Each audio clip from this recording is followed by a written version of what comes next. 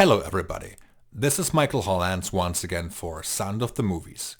Today I have the pleasure to be joined by pianist and composer Arturo Cardelús.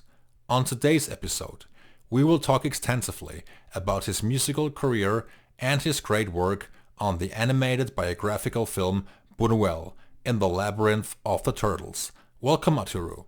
Hi, hello. Thank you for having me.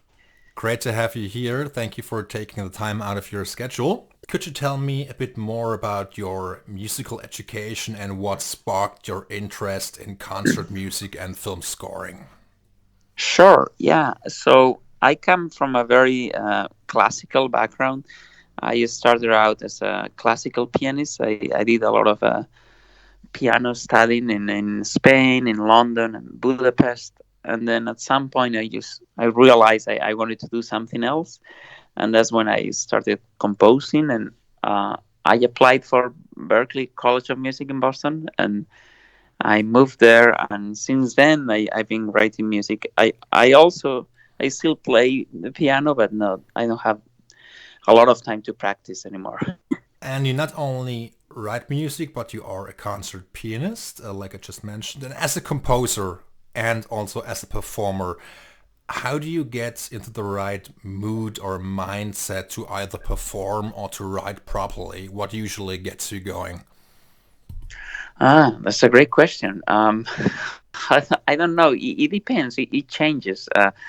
I think to me, at least for writing music, the best way to start is always the piano. Just let my fingers flow.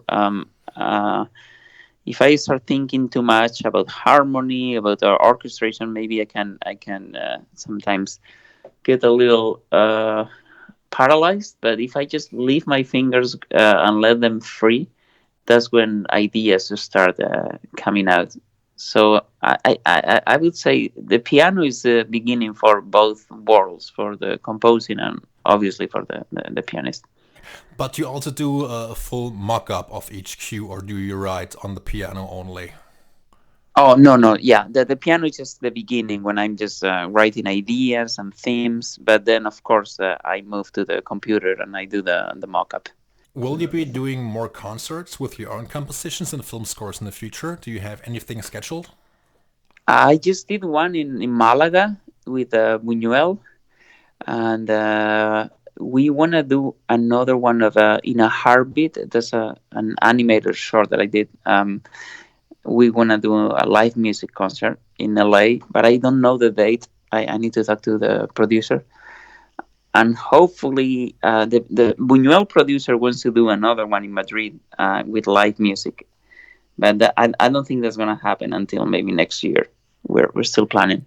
Arturo, please tell me a bit about some of your projects and collaborations. You had done the Netflix series called Call Me Francis and Mhm. also Frank Marshall's The People's Fighters. How did you approach these very different stories? I know they were extremely different. Yeah, one of them is about Pope Francis. Is the story is about his life before he became the Pope, and they wanted a very emotional score with some Argentinian uh, flavor.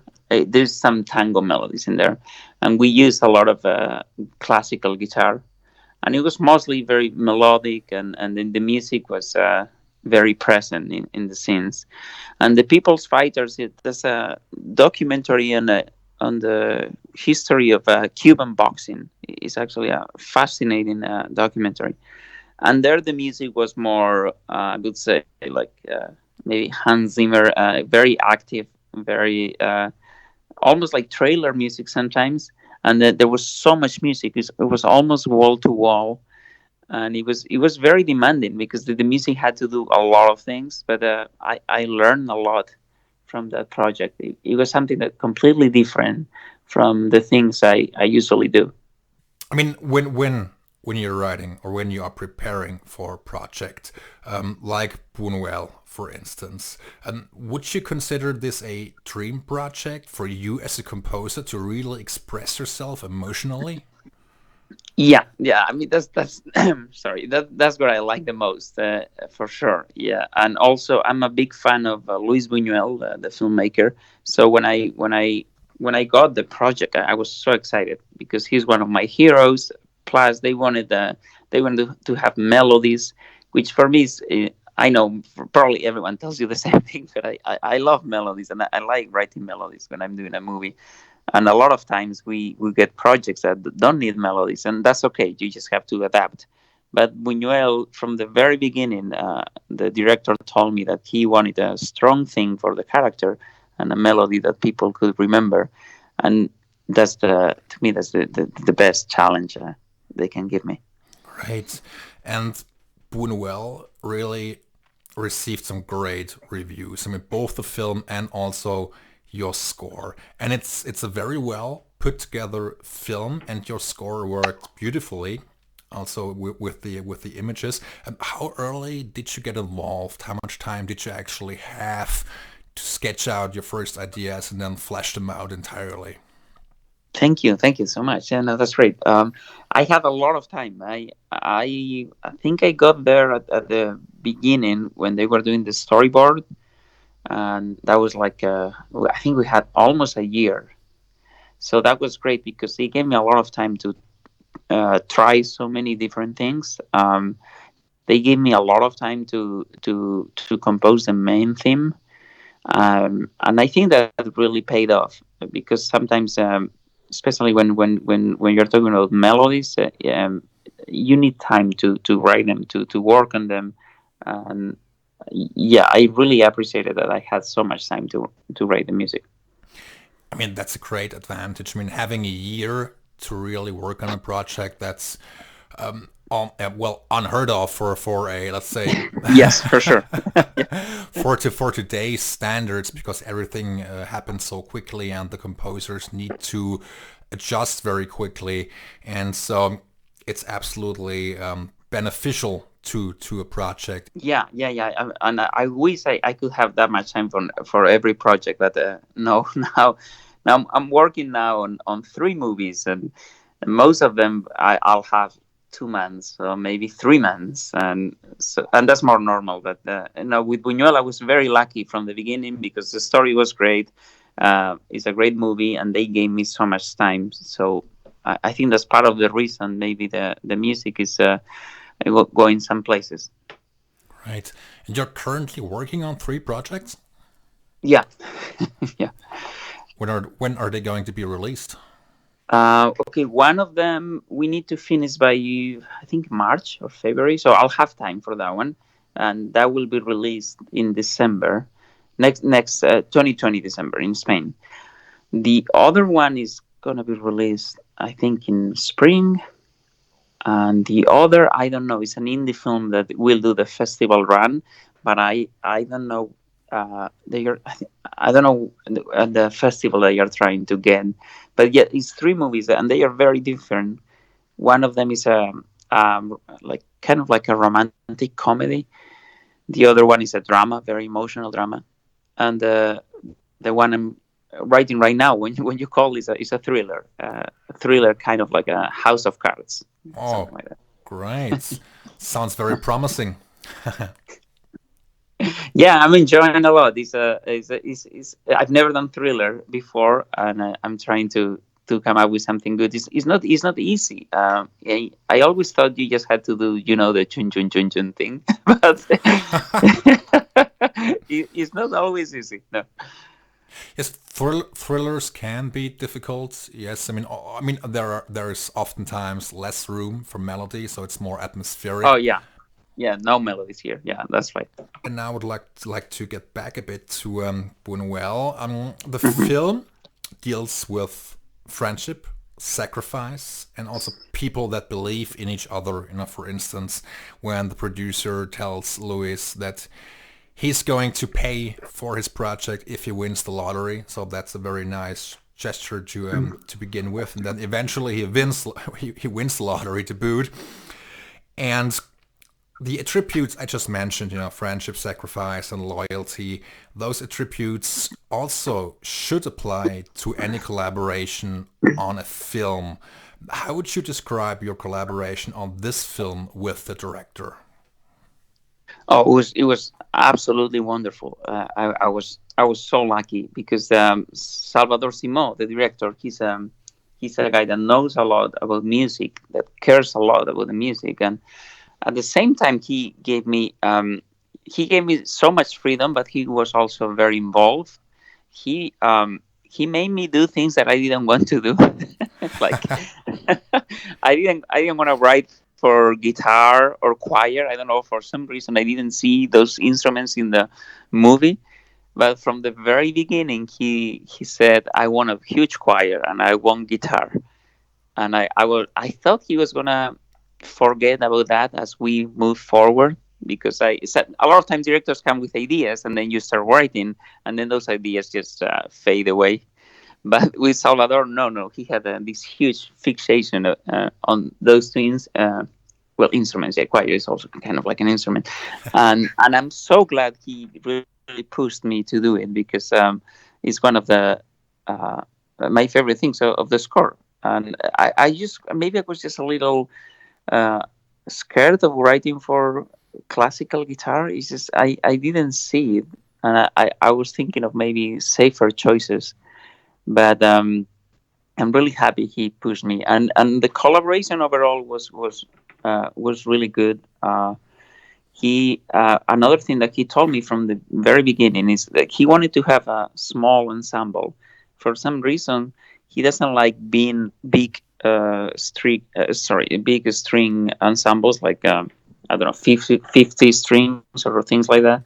He wanted to have a very small ensemble that felt more like chamber music and not a huge Hollywood orchestra. And that made me approach the score in a different way. And I think it was a good thing for the movie. Right. If I'm not mistaken, you recorded the music at Abbey Road in Studio 2. Is that right? Yeah, yeah, we had a wonderful session there. The musicians were were insane. Yeah, we had um, Caroline Dale for the cello, the solo cello, and she's amazing. And everyone, the pianist, the harp. We did everything in, let's see, 2 sessions of 3 hours with the orchestra, and then we had a 2 hour session with the choir. How big was the choir actually? The choir was almost 50 people, and there is a very interesting story about the choir, because okay, so we had no money. The budget was very very low. Um, and the director wanted a big choir, and of course we didn't have money for that. So I was trying to convince him to do something else, but he wanted a choir, and then I had to think of ways to make it happen. And I realized I had a friend, a really good friend, an amazing musician and conductor, who happens to teach at the Royal Academy of Music. He does one class a week with a musical theater choir. Uh, and I called him up and I asked him, "Do you think it's possible we can make this soundtrack part of your class?" Because he has to cover some repertoire a year. And he asked the Royal Academy people. I studied at the Royal Academy, so maybe they gave me some good treatment, and they were very excited about it, and they said, yeah, they were going to do it. So they practiced the score for a month or a month and a half, and then they gave us a really good prize, and they were amazing. So it was a great thing.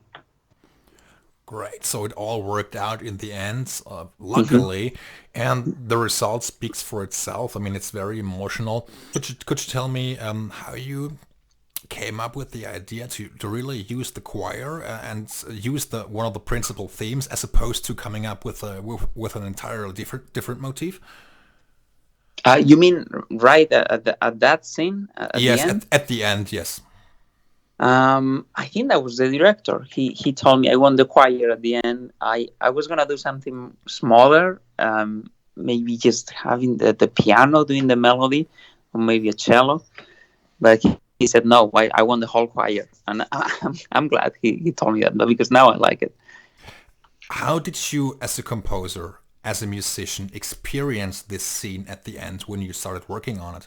Yeah, it's a very powerful scene. I remember the first time I saw it because I didn't know the story. I knew a little bit about the story of this how Buñuel made this documentary, but I didn't know the friend had been killed at the end. And of course, that's one of the most. That's what makes this the story really powerful. Um, I had the. I think I spent at least 1 week before I sent anything to the director, and I tried different themes before. And the only thing that worked was the theme that ended up being Ramon's theme, his friend theme. In every movie, the first time I see the scene, I usually react like most audience react. So for this scene, I was very moved. I was really touched. But then, as once I started seeing the scene watching the scene like a 10 or 100 times over and over, it's interesting because I almost become like a psychopath, someone with no feelings at all, because I watch the scene and I don't experience anything at all, and that happens to me also. I mean, after I've worked on a movie like Buñuel, if I see Buñuel now, I see it and I don't feel anything. It's like it's horrible, but it's just a movie that I've spent so much time working on that the feelings are gone. So that helps me in a way to be a little maybe cynical, not cynical, but to really plan ahead and be a little more manipulative with the audience. I don't know how to describe because my feelings are not there anymore, so I can really think, okay, where am I going to use the melody? How am I going to use it? It gives me a really more clear judgment. But yeah, the beginning is always very emotional, and I'm touched by the scene. And then as I move forward, I'm like a psychopath on the keyboard. When did you feel you had the right melody, the right chords, the right touch that really defines the score and the characters as a whole? That's a great question. I think I didn't feel that until I came up with a melody for Luis Buñuel theme. Because once I found that melody, everything that became like the epicenter of everything, and every theme of the movie has something to do with that. Even the themes for Ramon, which are in A major and are completely different from that melody, they also come from the melody. Um, so yeah, I think when I found the Luis Buñuel waltz. Did the film contain any crucial moment for you which defined the film when you said, okay, this is the heart of the film and this is how I should really underscore the emotion? Which scene struck you as just that? For both for me and the director, one of the most powerful scenes was the scene where Buñuel visits the school with the kids, Yes. and one of the kids jumps and hugs him. For us, that was really the emotionally maybe the most powerful scene, and we tried to go from there. That was like the highest peak of emotion, and then structure everything around that. Right. And the score is available digitally and also physically. And could you tell me a bit about the album production itself?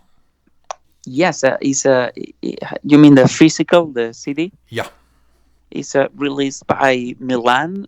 That was my first time working with them, and I think they did an awesome job. And it's everywhere. I think that you can find it on Amazon or on Milan's page. And I'm really happy with the quality. How difficult is it or has it been for you to determine, or how do you usually determine how big an orchestra should be? You write a theme for a character or for an entire scene. How do you figure out how many players and performers you actually need? That's interesting. Usually, you have a lot of players when you work on the computer. You obviously have all these sounds, and you get used to this big sound because you have so many layers of MIDI. And then I always try to do it with less players that I want to, or that I if I imagine a 50-piece orchestra, I try to see if I can do it with only 30, because I really like small ensembles. Mm-hmm. And if I could do a movie just with a string quintet or a string quartet, I'm actually trying to do that with one of the movies I'm working on. Um, I think that because that forces you to come up with solutions that are that sometimes when you have so many players, you can be a little lazy and just throw some notes, and they are always going to sound great. If you have good musicians, it's going to be great. But having a small ensemble makes you, it's almost like the composer's gym. You need to flex your muscle as a composer. So less is more kind of approach. Yeah, for sure, for sure. Arturo, what's actually next for you? You had mentioned 3 projects you're currently working on. What else is on your mind? What are your own goals for the future? Own goals. Okay, so I have a big animated movie coming, but I cannot share any information. I just can tell you that I'm excited.